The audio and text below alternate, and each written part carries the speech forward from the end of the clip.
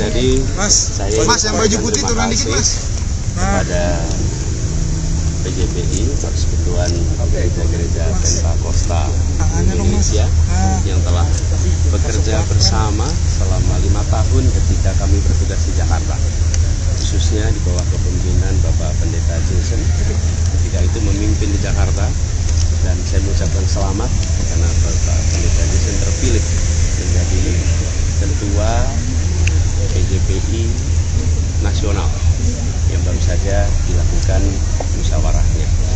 Dan kami sampaikan bahwa selama kami bertugas di Jakarta, prinsip yang dipegang adalah prinsip keadilan, kesetaraan.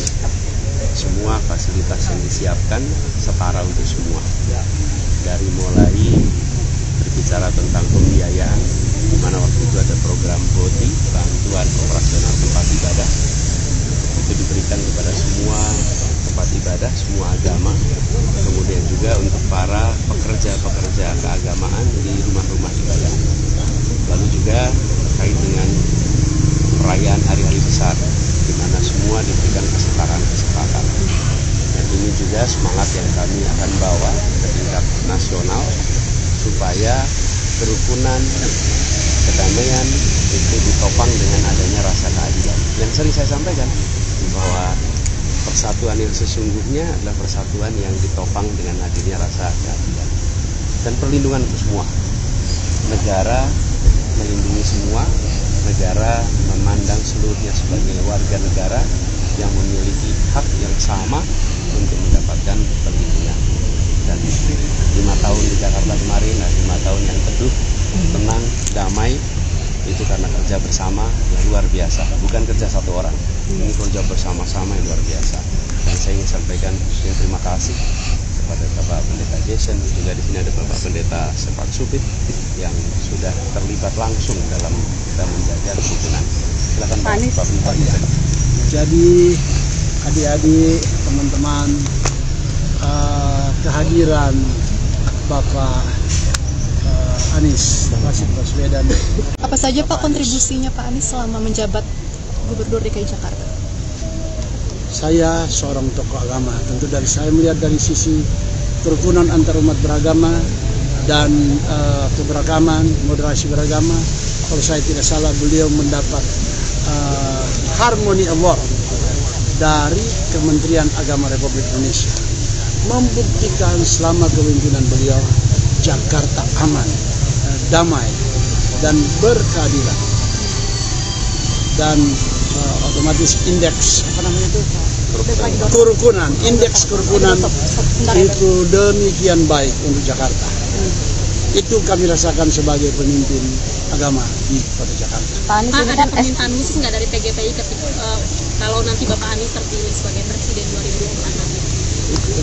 Oh, kalau permintaan khusus ya. Mungkin kan ada beberapa kasus Pak, misalnya pemberedelan gereja atau kalau itu, izin pembangunan. Kalau soal itu beliau sudah berkomitmen. Itu bukan permintaan khusus, itu adalah beliau sungguh selama memimpin di Jakarta telah mengeluarkan hampir 50 IMB untuk gereja-gereja. Pak Anies, mungkin ini kan soal SKB 2 Menteri yang soal syarat pendirian gereja, rumah ibadah ini kan juga sering dikritikkan. Apakah nantinya jika menjadi presiden akan mengkaji kembali, ya, Pak Anies? Nah, pengalaman kami di Jakarta, kita tidak mengubah aturan hukumnya. Sama sekali, kita masih bekerja dengan aturan yang sama dan ternyata bisa dilaksanakan. Jadi perlu ada kemantangan untuk mengelola, untuk berkomunikasi, dan untuk agar suasana tenang, teduh, damai itu terjadi. Jadi apapun regulasi yang dimiliki, kalau di dalam pelaksanaannya tidak dijalankan dengan baik, ya tidak otomatis menyelesaikan masalah. Justru pengalaman di Jakarta yang paling penting adalah komunikasi. Kita mengalami situasi ada yang ingin membangun gereja, lingkungannya keberatan. Ada yang ingin membangun masjid, lingkungannya keberatan. Ada yang mau membangun vihara atau tempel, lingkungannya keberatan. Dan kemudian berkomunikasi, dibicarakan, sehingga akhirnya yang mau membangun masjid bisa membangun, yang mau membangun gereja bisa membangun. Dan itu semua pada ujungnya adalah bagaimana berkomunikasi, bagaimana saling menghormati, Dan ketika disampaikan dengan terbuka, dengan terus terang, wah itu suasana buat Jakarta. Pasukan biru tuh. Jadi gitu kira-kira. Gitu ya, cukup ya.